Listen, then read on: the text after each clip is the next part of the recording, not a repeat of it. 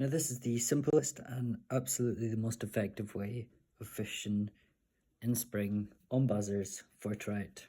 Now you'll see there's a wee bit of thread up the top here. That is not because you need that to tie the fly, that's because this fly has been smashed so many times it needs to be retied.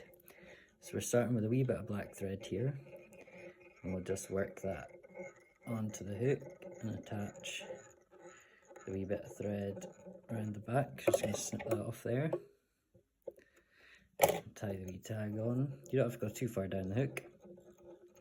If you're new to fly tying, this is absolutely the perfect thing to tie for your very first time. I'm just going to wrap nice and close wraps, keeping it nice and even the whole way.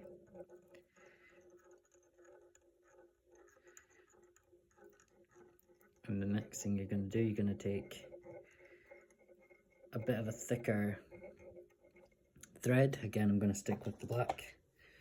Just take a nice wee snippet of that.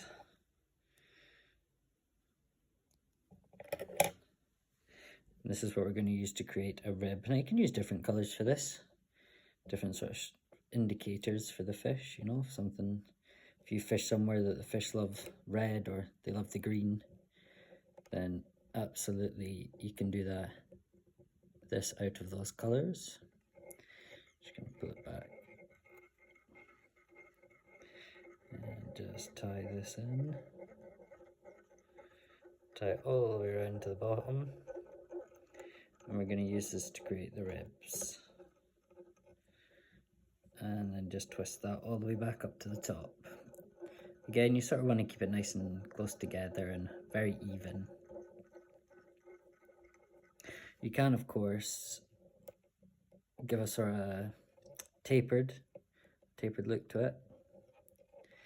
You can just try different things, you know, there's no right, well, there's no rules and written in the stars of what flies will work and what flies won't and how to perfectly tie them, because the fish don't care. Some fish will bite ones a lot more than others will, and other fish will no touch flies that other fish will.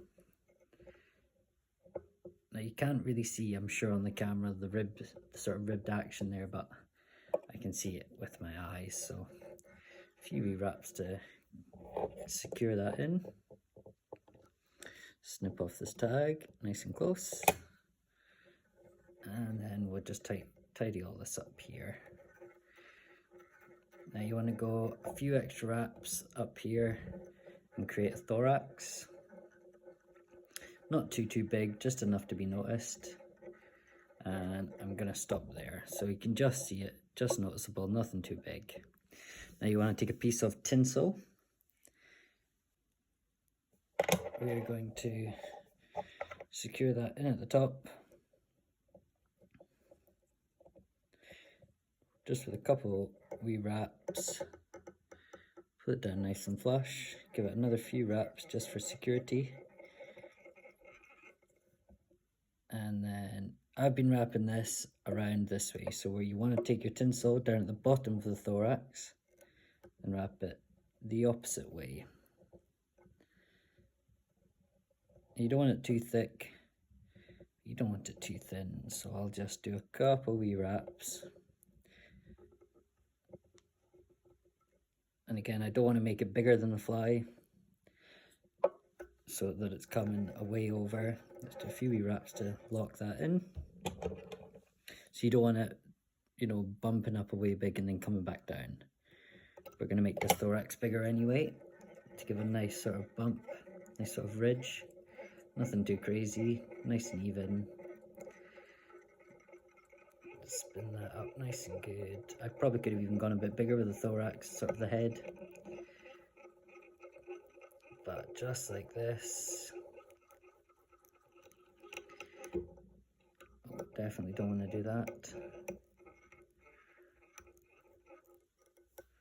That should do it. You can go a wee bit bigger, a wee bit smaller, test her out. Like I say, there's no rules written in the world of flies. The fish don't mind at all, unless it's something absolutely ridiculous, but you always hear of the fish that eat the purple flies, so people getting their PBs on a purple fly. But anyway, there you go. Now you can, if you want, finish it off with a bit of lacquer, get it to shine up, or you can leave it nice and clouded, just like this, nice and dim.